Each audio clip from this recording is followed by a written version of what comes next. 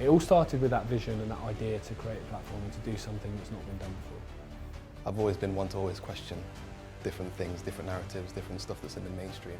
Because I always find a lot of things that is on there is very dishonest. If you're not showing everything, then you're not providing the correct service. When you're being told what you're allowed to say and what you're not allowed to say, then that creates a certain effect on the human soul, on the human spirit. It felt like we didn't just need content, we needed a platform.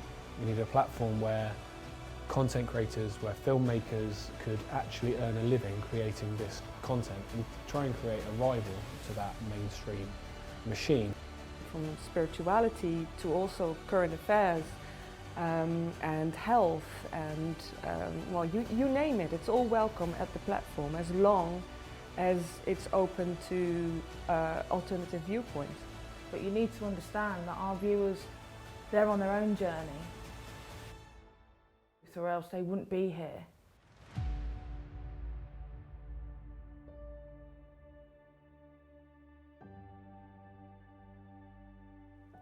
So it started really with that idea and that passion to create an alternative media platform rather than just a film or a show. It's actually a platform where it's owned by us, it's independent, it's not got corporate owners or advertisers or people saying you can't speak to them or you can't make that content. It's very much our only guide is the truth. It's an alternative platform for people to find information that they wouldn't normally find in the mainstream media. So it's a free speech platform, meaning that we don't censor our content. We allow people to present whatever truth they have to present, and we let people decide for themselves what the truth is. It doesn't segregate people, it brings them together. It creates a unity, it creates a movement. It's a platform for everybody to basically sit there with their family members that are on the other end of the fence and then basically say, I have a group of people I can speak to openly, honestly, and not be criticised, not be judged. And even the way that we decide what content we make is different. We don't sit and look at our ratings and look at our viewing figures and go, well, people want this. We put out what we think people need to know, what we think is most important for them to understand and what's going to help grow this awakening, which is different, I'd say, to any other channel. They just make what they think their audience want. We've made content and interviewed people before that have actually really divided the audience, and that's actually great because it gets people talking, it starts conversations, it gets people thinking differently. So, we don't put any limits on our content, on the presenters and the filmmakers that want to get a message across. So I think that's one of the unique things about Ickonic, is that there really are no limits to what you can say. I like that aspect, and that's kind of what's gravitated me towards here and kept me here in this position to kind of be involved and hands-on in every aspect to make sure that what we do gets out there, that what we say is heard, and then people have the option to either agree with what we're saying or disagree with what they're saying, but the important thing is they have an option. So yeah, that's what's missing in this world. Options, choices. If you look around today in the media and social media, we have a lot of censorship and deplatforming and shadow banning and all that. So what Ickonic does is it provides a place for people to express themselves without worrying about being censored. It's a massive niche in the market for this, for what we do, because there's not a lot of people that do what we do in the way that we do it. What we do, we express different stories, we tell stories of people that the mainstream don't want to tell. Because obviously with the mainstream media, you only get one side of the story. It's beneficial for everybody to know both sides of the story, and then you can make your own judgment. That's what I think Ickonic brings. It's just another narrative. Completely no censorship. So that also means that sometimes we might not even agree with each other within the company about certain things that we do, but it doesn't matter because we understand that we don't have to agree with each other. Generally, we tend to anyway, which is it's a bonus really. But we're truly saying freedom of speech is freedom of speech. That means that every subject can be explored and can be honestly explored, you know, without any barriers in the way. Well, we've got groundbreaking movies, we've got documentaries in terms of like A Good Death, which was touching on real life stories and basically telling essentially what the mainstream will not tell you. Everything we touched on in that film were things that the mainstream were telling you that it's not happening. And then now, all these years later, it's coming out, this was happening, they were right. You know, these are real people, real stories, this is their life, and they were shut down when they tried to combat it, saying, no, this isn't happening to your grandparents, this is happening to your wife, this isn't happening to your family. When it was happening to them, they experienced it firsthand. So we gave them the platform to basically tell their story, be heard, and not feel alone, not feel like they're not being listened to, and help get them to a form of justice. It truly goes beyond the duality. There's a lot of alternative platforms where they're standing up for something great, but then they only get sort of a small part of the picture. Whereas with Ickonic, what's so great is that we're looking at all sorts of different aspects. You constantly look into areas that might even be areas that you never thought you would look into. And you're constantly exploring and trying to push that boundary of what there is to learn, because there's so much to learn. We don't even know 1% of what there is to know. And I think we're one of the only places that probably think that way and are happy to go into areas that are uncharted and happy to be controversial and happy to be, you know, a target for people to look at and go, you know, we don't like that, we don't like that. They're exploring this, they're exploring that, because history's shown us that people in their lifetime that go into areas that are different sometimes are not particularly liked in their lifetime. Obviously, we don't want to incite hatred and violence. That's not what we're about, but we're about finding the truth. We have a deep commitment to finding the truth. And in order to find the truth, you can't be censored. You have to be able to think freely. We launched in November 2019, and 3 months later, the whole pandemic or plandemic happened, and that changed the direction of the channel a lot, and it massively increased the interest and put a lot more pressure on me, to be fair, straight away to deliver more content, to deliver more films. You know, our subscriber base doubled in the space of a week. I've seen lots of people in the alternative and independent media pick a side, and with the Gaza-Israel situation, rather than coming out going we're pro-Israel or we're pro-Palestine, which everybody else seems to have done, we can sit in the middle and say, actually, there's atrocities and there's horrible acts on both sides. There's people dying, there's innocent civilians, there's children that have been killed on both sides. And war is never a good thing, and the people that always suffer are the civilians. So I definitely think the response in the recent weeks, I've had a number of messages from people saying that we've been a voice of reason or a voice of balance in all this madness. So that's been really refreshing, because one of the keys we will never do, as I said about truth is your only tribe, is we will never pick a side. Because when you pick a side, you'll always defend that side even when they do something wrong, and you'll always ignore the other side who might well have some valid points. So with that, that's been a really refreshing response recently. The response has been amazing. The response has been global, essentially. We've got viewers from all around the world that watch our content, whether it's on social medias, whether it's on the platform, whether it's on Twitter, whether it's David's talks elsewhere as well. And a lot of people have said, thank you. Thank you for raising the voice. Thank you for being our voice. Thank you for telling people what the mainstream is trying to shut down, what they're trying to block. Jamie Ike, the founder of Ickonic, he started the channel only a few months before the pandemic in 2020.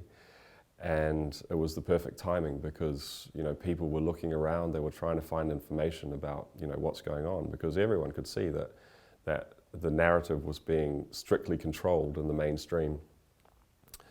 And, you know, it was the first time where everybody started to see these little disclaimers at the bottom of a tweet or of an Instagram story that, you know, this is misinformation and it's been proven to be wrong, fact-checked, and people were getting shadow banned and, you know, deplatformed just for expressing an opinion online.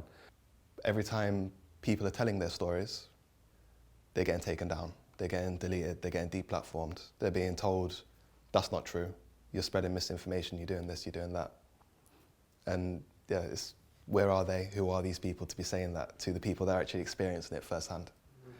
And so the initial reaction of Ickonic was, people were flocking to us to find out what's really going on, because, we were providing that platform of a diverse range of information that was interpreting what was happening in the world at the time. And, and from there, it's grown from strength to strength, really, as people start to realize that they're not going to find the truth in the mainstream media. We have our logo, and beneath that it says question everything, and I think that's what our viewers do on a daily basis when they do come onto our platforms, or they do watch our documentaries or our films or our weekly shows. So maybe you might be angry or offended by something that we put out, but eventually there may be something that you look and you go, I didn't know that. And if that betters you, then I've done our job. I've done my job, and the team have done their job. We initially, when we launched the channel, we used the video sharing platform Vimeo to host the videos, and they deleted everything. They deleted the whole channel with no warning. Fortunately, we had all the videos backed up. Obviously, we'd been crazy not to. So that was happening in the early days. That happened in May 2020. Same day we got deleted by MailChimp, a mail sending software. We got deleted by pretty much everything in that period, and we've had to then just build our own technology from scratch. We've had companies refuse to work with us, venues where we've tried to do events that don't want to have us in. So yeah, there's been a number of setbacks like that, but all that I see is when you get those kind of opposition, it means you're doing the right thing. If you don't get any opposition to what you're doing, you're not going far enough. So the fact that we've had those setbacks and those challenges, which for me, as weird as it sounds, that's the part of the job I love. I love challenges to try and overcome and navigate ways around the censorship and things like that. So it's actually quite good fun because it shows that you're on the right track. Everything was built from scratch with Ickonic, which is, I think Jamie made a very good decision doing that, because you know what's happening now, people are being banned left, right and centre. So in that sense we've been lucky. However, when it comes to advertising, we've been censored majorly, which means we've had to slowly build up our base. And so we're not a one-day flyby. We're definitely very slowly but consistently expanding out. So me personally, with my productions, I haven't really had censorship because my films are generally about consciousness and spirituality, and it would be very funny to say we're censoring you because you're saying we are the all that is, all that ever has been and all that ever will be. So yeah, my kind of content is not very attacking and baiting. Well, we leave that to David Icke. We've had a lot of instances where we've been taken off Facebook, where we've been taken off Instagram, Twitters. David's had it more extensively than any of us. And then it's just been trying to navigate around that, trying to make sure people can get the messages out there, they can hear stories that relate to them. We always joke about that there's a ghost in the machine because every day there's some new problem with the technology that we use that is unexplainable, and we have to figure out how to solve it before we can do our filming. Just earlier, for example, we couldn't get the screen behind me to work, and which is very strange because no one touched anything. From one day to the next, it just didn't work. So we always like to joke that, because we're creating this type of truth content, that there's certain forces in the world watching us and trying to sabotage what we're doing so that we don't get the message out there. That may be a little self-important way of looking at it, but I genuinely think that people in the world today that are trying to speak their truth in some way or another have to face challenges, because there is definitely a force that doesn't want humanity to awaken to the truth and what's really going on in the world.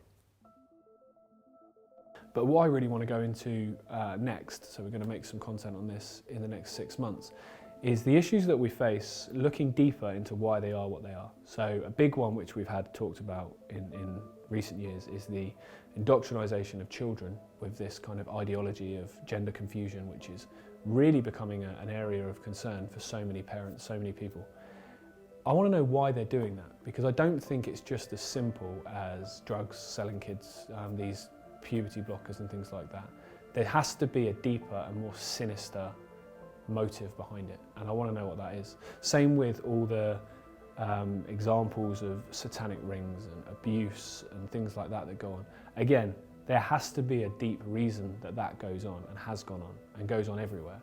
And I want to understand what they are, because I think by exposing and highlighting those, we can bring a much greater understanding to people of why these things happen. I think at the moment people just feel quite lost that these things are happening. They don't like the fact they're happening, but they don't understand why. And I think always understanding the motivation behind behind something being done is a much, much greater way to be informed. It's like, I use the example of a child. You tell a child something and they say why, and then you answer them and they say why. Again, keep saying why. That's what I want Ickonic to do, is to keep asking the question why. Why is this happening? Okay, why is that happening? Why are they doing this? And keep going back way. And eventually you're going to get to the root of what's really behind it, and they're the areas I want to go into. What really drives me as a filmmaker is to awaken humanity. It always has done, and that's also the reason why I became a filmmaker. So anything I can do to make people snap out of the illusion. In my opinion, humanity's biggest disease is living in illusion and delusion, and we're all thinking that the way we perceive the world must be how other people need to perceive it as well. And I'm really trying to make it very clear that everyone's reality is a subjective reality, and that if we truly want to grow as a human race and come back to unity, we have to be willing to let go of belief systems and willing to truly come back to a state of alignment. And the documentaries that I make are hopefully all encouraging people to do that. For me, there are two subjects which I personally find deeply important. One is to know the truth about what's really going on. So I remember a few years ago when Harvey Weinstein, was charged with rape, and there was this big movement, this uprising of women, #MeToo.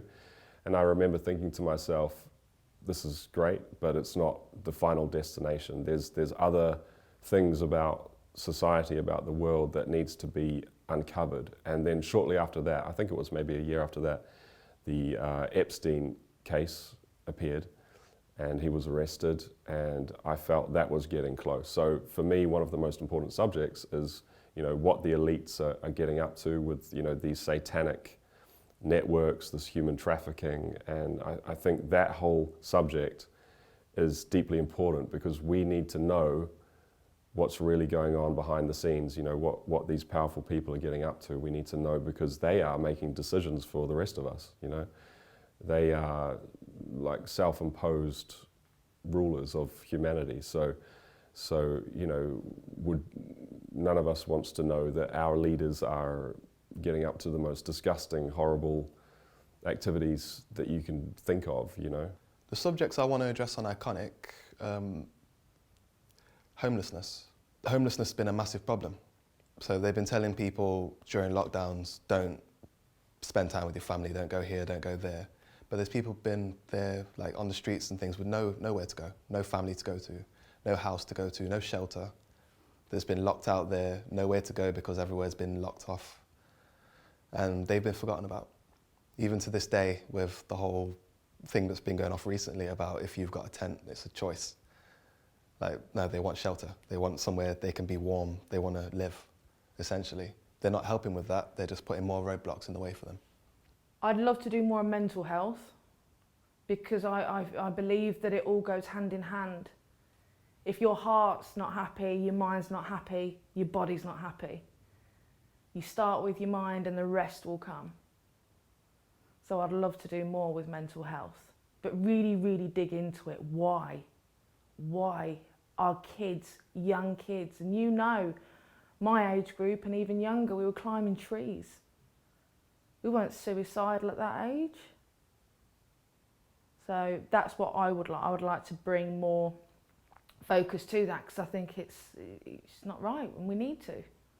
The truth is that we have immense power inside us, And for me, the most important subject is to figure out how to awaken that power, how to unlock that power, because I think once more people do that, then we can change the world very rapidly. You know, if more people start to awaken to the truth of who they are and to realize how much power they actually hold, you know, I think the world can change overnight. I feel much more knowledgeable and empowered to be able to run this now than I did, say, a year ago. If we were starting today, I'd definitely have done a few things differently. I think I was very, very underqualified to take on this position, and I really thought that when we launched, it would be a slow build and you'd have time to learn and make your mistakes and learn. And then obviously when the pandemic happened and we grew so quickly, you kind of got forced to learn on the job. And there's content that we made that I probably wouldn't have made. There's people we maybe worked with that I wouldn't work with in future. And I think the biggest thing I'd learn moving forward is that the team environment that you have, the team that you build, is so important. Because now we've got a smaller team, for example, than we had a year ago, but we produce more content that's much better because we're a team that's united, really, really efficient. Everyone respects each other. Everyone's got different skills to bring. And I think that's an amazing way to be in any work environment, let alone one where you're trying to produce content that's sometimes quite difficult to work with because it's very dark. Sometimes it's very, you know, empowering and amazing. But I think if you're working as a tight unit, you can definitely, you know, it's definitely a much more fruitful process. We have a lot of films coming out next year. I have a series that I'm working on called Grounded, which is exploring ways in which we can give back to Mother Earth. So episodes will be talking about planting trees, purifying water, looking at the skies and what's happening in the air. How can we regenerate the soil? But we're going to have a lot of groundbreaking documentaries. We're going to have a lot of news and current affairs, a lot more David, a lot more Gareth, a lot more Jamie. I'm not going to tell you that, am I? Whew, I need a few tricks up my sleeve. We owe a lot to Mother Nature, so I feel I wanted to make this series to explore ways in which we can, you know, give back and give thanks. What I look forward to every day coming into the office is just getting the truth out there, especially on the political scene. I think people need to be informed. We also do a lot of health content, which is beneficial from the young age to the older age. We're looking to diversify the content, diversify the platform, make sure every single person, every subscriber, every member feels included. Give them more of a voice, ask them if they want, like, what type of content do they want to see, and then we'll deliver.